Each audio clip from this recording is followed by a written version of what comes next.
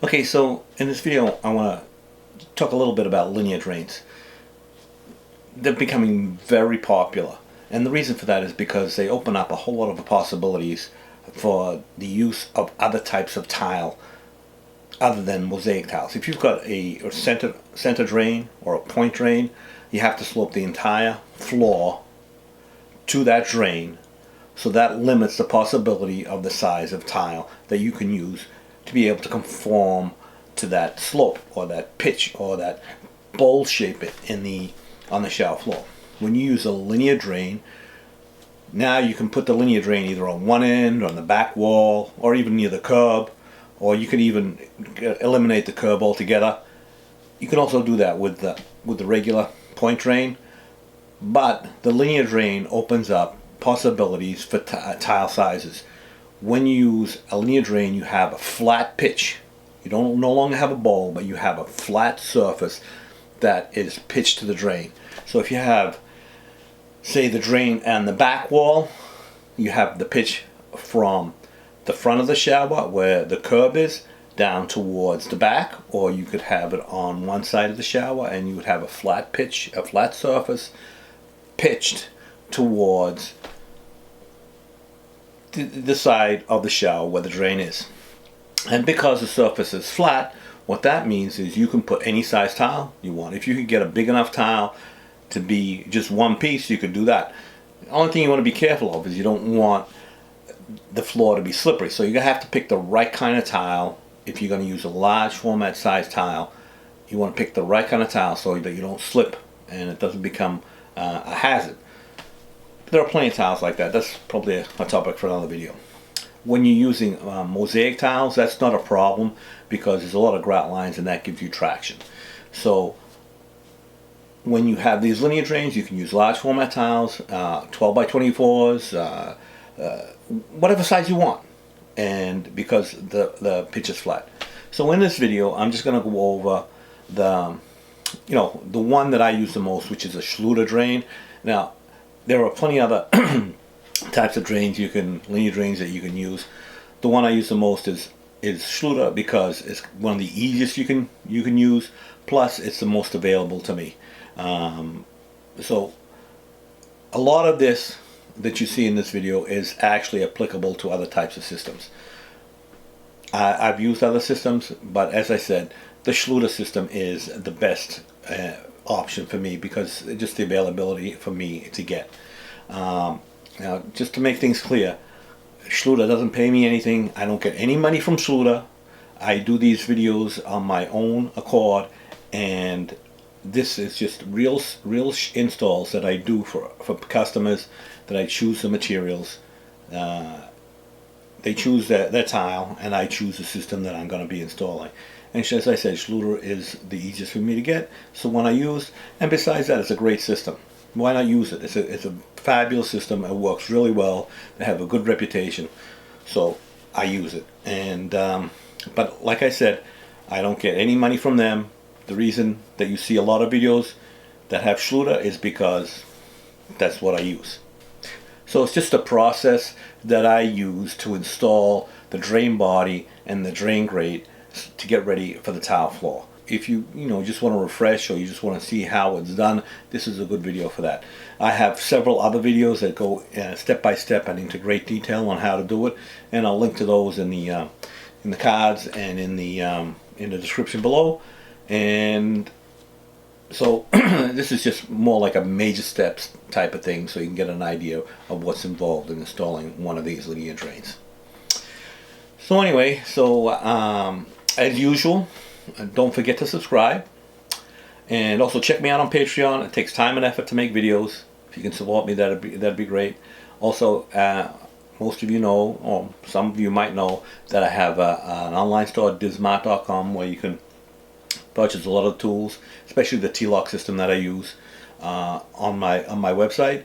And I also have available a PDF available for download. It's just a small fee. If you're interested in that, it just gives the important steps or a guideline on what needs to be done to install a floor properly, either on plywood or concrete. It's not specific, but it's very useful in the sense of understanding what needs to be done. I will be making other PDFs in the future as soon as I get the time. But anyway, I hope you enjoy the video, and as always, and most importantly, don't forget to subscribe. And thanks a lot. Okay, so let's talk about linear drains. This is a linear drain. It's going to go in this shower. In that corner over there, there's a template board that I put in there when I did the mud. That's going to come out. And this is the drain. Now, linear drains are becoming very, very popular. For me, this is probably like the 5th one in a row that I've done. So, and Schluter makes probably one of the easiest systems to install. So I usually do mud, but they have foam pans, foam trays that you can use instead of the mud. But I like doing the mud. For me, it's easier because for me it's just easier because I don't have to cut the foam. You just put the mud. It fit any size. Whereas the foam trays, you have to cut them to size and make them fit or extend them or whatever. So I just like to do the mud. But the foam trays will work if that's the way you want to go. Anyway, I want to talk about the linear drain. So this is actually a drain grate. This is this one here, the solid body. They have the perforated and the tileable, and they have a few new ones as well, a lot fancier. But these are the standard ones that I've been using. It comes with a valve seal, inside outside corners. Comes with, you can't see it in here, but I'll show you in a minute that. And it comes with a valve seal, right? So this is the drain grate. So this is the drain grate right here. I'll pull that in a second. And this is the drain body. This is the part that gets buried that you don't see. So I've already opened this up once, but let's open it up again. So this is the drain body. It already has the membrane installed on it. So you just put it in place. That comes with the collar there, and it comes with a foam. If you're putting it in the middle of a shower, then you use this part here. You use this part here. If you're putting it at a wall, then you don't use that. This will go over here like that. And when I make these templates here, I make them slightly bigger so that I have room to play with this a little bit when I install it. So anyway, these are the linear drains that I use. So the other manufacturers make them with other methods and other systems to install it, but this is the one I use the most. So I'm going to take these out and show you how it works. Okay, so when you're installing these, you want to make sure you don't close that up so that the grate drain doesn't fit. And this comes with these pre-installed. This is to adjust the height of the drain gauge. You can move these over. Just pull them out. It's got like a little slot in there, and you can put them wherever you need them. Put one here.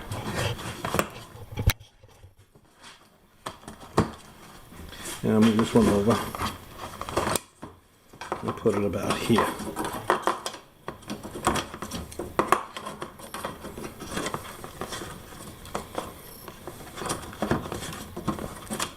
So now that you can't close that up, and this one here is pretty stiff too. These foam inserts that you could put in, and I kept those because they come in handy. But if you don't have one of those, you can just make one out of a piece of Kerdi board, and that will keep it nice and tight. Then what I do when I install this, I put this on, and then I'll just tape it on the top so it doesn't fall out. So that's the drain grate, and then these bolts go screwed in here, and that is to adjust the height of the grate in relation to the drain body to give you the correct height for the tile.